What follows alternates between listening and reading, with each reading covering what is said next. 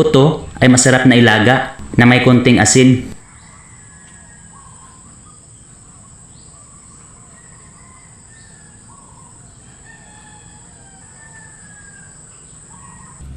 Ito na ang ilan sa nakuha kong mga bunga ng kamansi. Nasa 7 piraso ito. Ang iba ay binigay ko sa aking pinsan. Ngayon ay babalatan ko na. Naghanda ako dito ng lalagyan na may kasamang tubig para dito ko ilagay ang mga piraso ng kamansi. Mas maganda na ibabad ito sa tubig para hindi magbago ng kulay.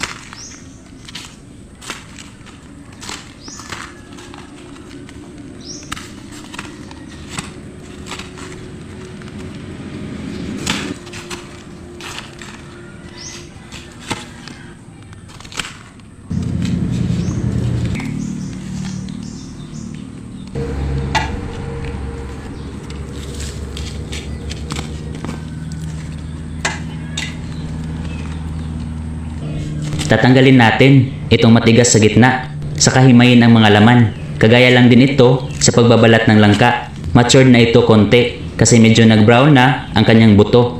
Pero okay pa din ito, basta hindi pa malambot ang bunga ay pwede pang gulayin.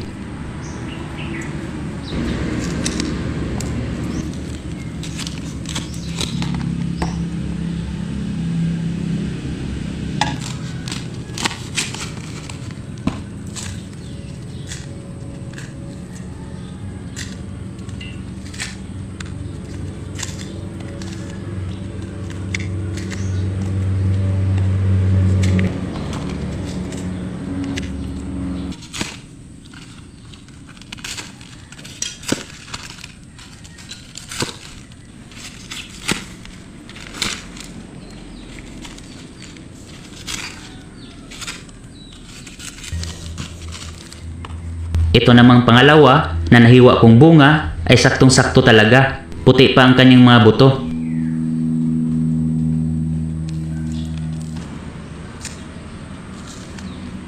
Tinatanggal ko din itong maliliit na kulay brown. Ito yung mga hindi nabuo na mga buto.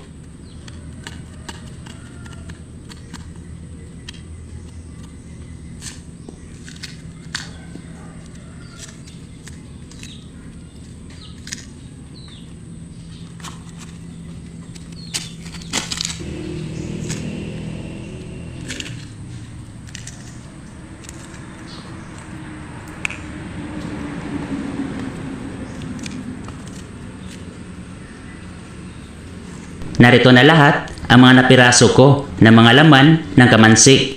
Ang sunod na step ay hugasan ito ng mabuti.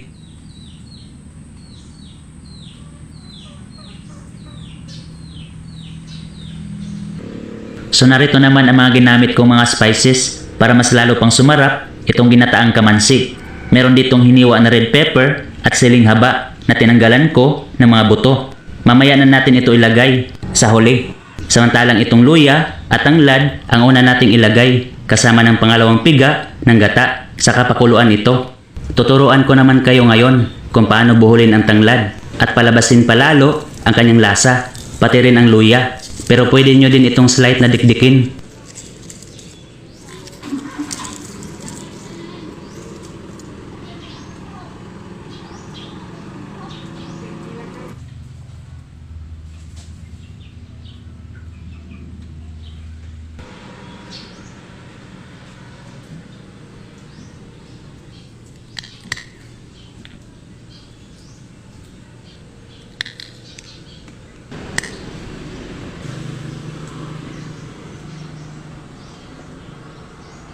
Gumamit pala ako dito ng isang malaking nyog. Saka ko kinayod at kinuha ang una at pangalawang piga ng gata. Naglagay lang ako ng tubig bago pigaan ang nyog. Ito ang unang piga na gata.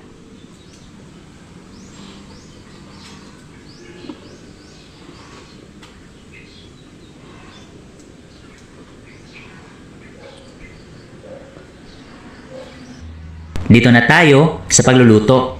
Ang una nating gawin ay pakuluan ng pangalawang piga ng gata. Tansyahin nyo lang, basta wag masyadong madami. Saka ilagay ang luya, tanglad at mga kamansi.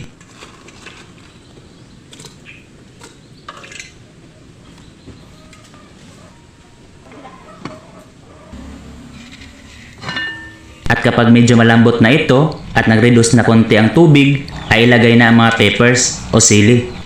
Ilagay na din ang unang piga na gata.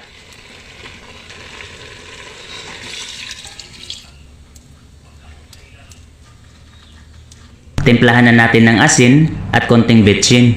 Saka haluin at takpan. Lutuin ng ilang minuto.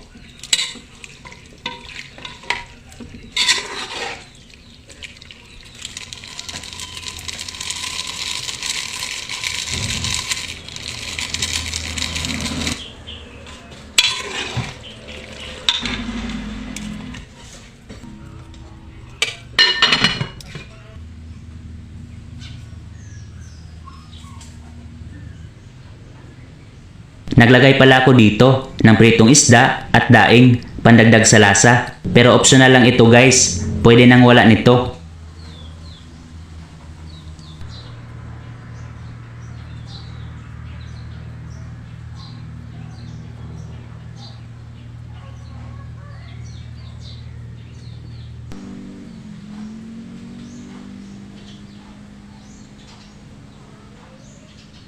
Takpan ulit at lutuin ng ilang minuto.